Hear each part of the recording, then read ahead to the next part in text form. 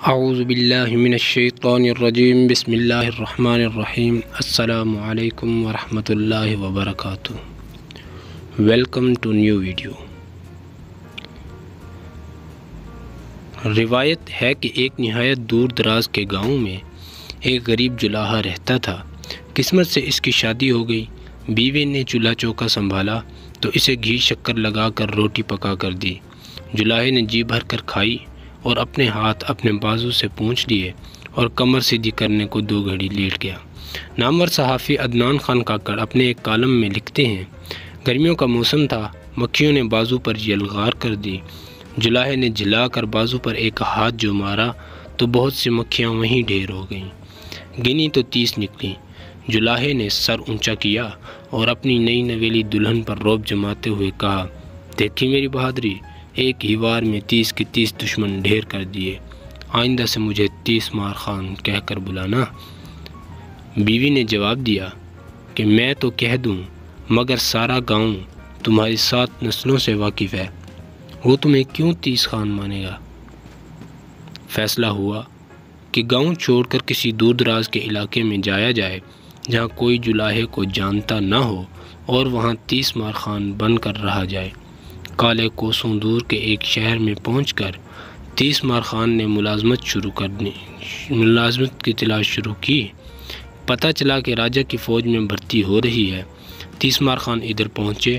داروغہ نے نام پوچھا تو کہنے لگے، میں 30 مار خان ہوں، ایک وار میں 30 دشمنوں کو ڈھیر کرنے والا بہادر 30 مار خان۔ داروغہ بہت متاثر ہوا اور راجہ کو خبر کی کہ ایک بلوان آیا ہے جو ایک ہی وار میں 30 دشمنوں کو مار دیتا ہے۔ راجہ بیتاب ہوا اور ایسے بہادر کی زیارت کرنے کو اسے دربار میں بلا لیا اور اس کی خوب تکریم کی۔ یہ دیکھ کر اس کے پرانے درباری حسد کا شکار ہو گئے۔ انہوں نے راجہ کو کہا، شکر ہے ایسا بڑا سورما آپ کے دربار میں آیا ہے، اب یہ ضرور ان 7 خونخوار ڈاکوؤں سے ہماری پرجا کو نجات دلائے گا جو پہاڑوں میں مسافروں کو قتل کر کے ان کا مال لوٹ لیتے ہیں۔ راجہ کو یہ آئیڈیا پسند آیا اور اس نے 30 مار خان کو 7 پہاڑی ڈاکوؤں کا قلعہ کما کرنے کا حکم دیا۔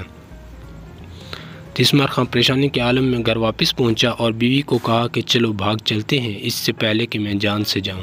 بیگم 30 مار خان نے اسے تسلی دلایا اور 7 میٹھے پراٹھے زہر ملا کر پکا دیے اور 30 مار خان کو کہا، پہاڑوں پر جاؤ اور کچھ مال اور یہ پراٹھے ایک گٹھڑی میں باندھ لو، ڈاکو آئیں تو دور سے ہی ان کو دیکھ کر گٹھڑی پھینک کر بھاگ جانا اور چھپ کر ان کو دیکھتے رہنا۔ 30 مار خان نے یوں ہی کیا۔ ڈاکوؤں نے اسے گٹھڑی پھینک کر بھاگتے دیکھا تو رک کر گٹھڑی کھولی اور اس میں مال و دولت دیکھ کر اسے آپس میں بانٹنے لگے۔ سامان کے ساتھ بندے 7 میٹھے پراٹھے دیکھ کر ان کی بھوک کھل گئی۔ سب نے ایک ایک پراٹھا کھایا اور سب وہیں ڈھیر ہو گئے۔ 30 مار خان چھپ کر انہیں دیکھ رہا تھا۔ اس نے ان کا مال و دولت اور ہتھیار اپنی گٹھڑی میں باندھے اور راجہ کے دربار میں آ کر اس کے سامنے ڈھیر کر ڈالے۔ راجہ یہ مال دیکھ کر خوش ہوا، لیکن پھر اس نے کہا، دیکھا ہتھیار تو کل 7 تھے۔ اس نے پوچھا، خان صاحب آپ کے ہتھیار کہاں ہیں؟ 30 مار خان نے فخر سے سر بلند کر کے کہا، مجھے پتہ چلا تھا کہ وہ صرف 7 ہیں، 20-30 جنے ہوتے تو میں ہتھیار لے کر ان کے مقابلے پر نکلتا، میں تو ایک ہی وار سے 30 کو مار ڈالتا ہوں، صرف 7 دشمنوں کو مارنے کے لیے تو میرے ہاتھ ہی کافی ہیں۔ راجہ بہت متاثر ہوا اور 30 مار خان کو اس نے اپنی فوج کا سپہ سالار بنا دیا۔ 30 مار خان کی یہ تکریم دیکھ کر درباری مزید حسد میں مبتلا ہوئے، کہنے لگے کہ ایک آدم خور شیر نے قریبی گاؤں میں ادھم مچایا ہوا ہے، کوئی اسے مار نہیں سکا اور وہ درجنوں آدمی کھا گیا ہے، اسے تو صرف 30 مار خان جیسا جیدار ہی قابو کر سکتا ہے۔ راجہ نے سوچا اور حکم دیا کہ 30 مار خان کو گاؤں کی حویلی میں پہنچایا جائے۔ 30 مار خان اور اس کی بیوی گاؤں پہنچے ہی تھے کہ موسلا دھار مینہ برسنے لگا اور وہ ہڑبڑ کمرے میں گھسے ہی تھے کہ دروازہ کھلا پا کر شیر بھی حویلی میں آن پہنچا۔ 30 مار خان نے دروازے کی جھری سے دیکھا کہ باہر صحن میں شیر گھات لگائے بیٹھا ہے۔ اونچی آواز میں بولے، تلوار پکڑاؤ، میں ابھی جا کر اس شیر کی بوٹی بوٹی کرتا ہوں۔ بیوی کہنے لگی، ٹھہرے خان صاحب، اس اندھیری رات میں شیر بہت خطرناک ہوگا۔ 30 مار خان بنکارے، شیر سے میں کیا ڈرتا ہوں، ایسے 100 شیر مار چکا ہوں، مجھے تو ٹپکے کا ڈر ہے، چھت سے ٹپ ٹپ ٹپکا گر رہا ہے، مجھے اس کا خوف ہے، ایسے 1000 شیروں کو یہ ٹپکا کھا جاتا ہے۔ شیر ڈر گیا کہ یہ ٹپکا نہ جانے کیا بلا ہے جو 1000 شیروں سے بڑھ کر خطرناک ہے۔ ڈر کر سٹور میں چھپ گیا تاکہ ٹپکے سے بچ سکے۔ تیسمار خان نے یہ دیکھتے ہی دوڑ لگائی، باہر سے سٹور کا دروازہ بند کر دیا۔ اگلی صبح اس نے راجہ کو پیغام بھیجا کہ اس نے شیر کو پکڑ لیا ہے۔ راجہ صاحب اپنے سپاہ کے ساتھ آئے تو واقعی کوٹڑی میں شیر بند تھا۔ انہوں نے تیسمار خان سے پوچھا کہ کن ہتھیاروں سے تم نے شیر کا مقابلہ کیا ہے؟ تیسمار خان نے مونچھوں کو تاؤ دے کر فرمایا، ہتھیار کیسے؟ کیا ایک آدم خور شیر کو قابو کرنے کے لیے بھی ہتھیار کی ضرورت ہوتی ہے؟ میں نے اسے دونوں کانوں سے پکڑا، کاندھے پر لادا اور ادھر کوٹری میں بند کر دیا۔ شیر کو سپاہی پنجرے میں بند کر کے شہر کی طرف چلے اور آگے آگے ہاتھی پر راجہ اور تیسمار خان سوار تھے۔ پرانے درباری یہ دیکھ کر خوب جلے اور انہوں نے پڑوس کے دشمن راجہ سے ساز باز کر کے اسے ملک پر حملہ کرنے کو راضی کر لیا۔ راجہ کو دشمن کے حملے کی خبر ملی تو اس نے تیسمار خان کو حکم دیا کہ وہ فوج لے کر جائے اور دشمن کا مقابلہ کرے۔ تیسمار خان گھر پہنچا اور بیگم تیسمار خان کو کہنے لگا، میں تو زندگی بھر گھوڑے پر بیٹھا نہیں، بہتر یہی ہے کہ ہم بھاگ چلیں۔ بیگم تیسمار خان نے اسے تسلی دلاسا دیا اور کہا، تم اپنے پاؤں گھوڑے کی رکابوں سے باندھ لینا اور یوں تم گھوڑے سے نہیں گرو گے۔ جب حملہ شروع ہو تو اپنا گھوڑا تیز بھگا کر وہاں سے نکل جانا، سب یوں ہی سمجھیں گے کہ تم دشمنوں پر حملہ کر رہے ہو۔ اگر تمہاری فوج جنگ جیت گئی تو واپس فوج میں مل جانا، ہار گئے تو جان بچا کر بھاگ جانا۔ تیسمار خان نے ایسا ہی کیا، سپاہیوں کو رکابوں سے پاؤں باندھنے کا حکم دیا تو وہ ہکے بکے رہ گئے۔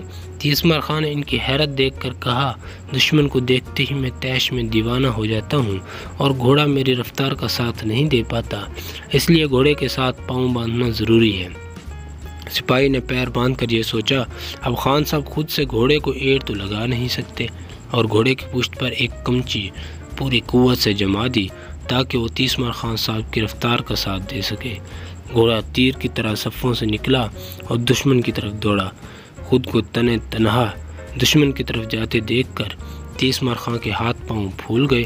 ایک درخت کے نیچے سے گزرتے ہوئے انہوں نے گھبرا کر اس کی شاخ کو مضبوطی سے پکڑ لیا اور لٹکنے کی کوشش کی، مگر بھول گئے کہ پیر گھوڑے سے بندھے ہیں۔ درخت کی جڑ کو دمک کھا چکے تھی، وہ اکھڑ کر ان کے سر پر آن گرا۔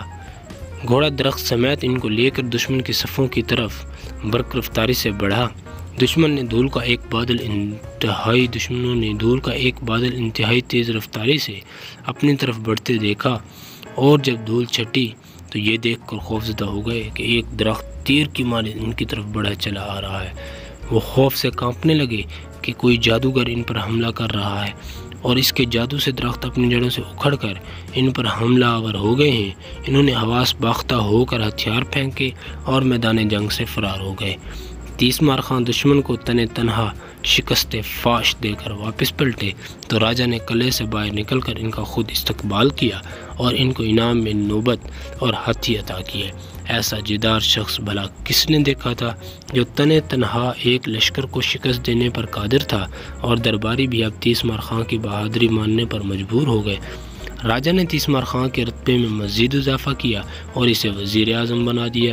یوں سب ہنسی خوشی رہنے لگے تو صاحبو، بات یہ ہے کہ کئی ہیروز بازو کے بجائے زبان کے زور سے ہی تیسمار خان بن جاتے ہیں، اور دنیا ان سے امپریس ہوئی پھرتی ہے، اور یہ بیگمات ہی ہوتی ہیں جو اچھے بھلے آدمی کو تیسمار خان بنا کر اس کا رتبہ بڑھا دیتی ہیں۔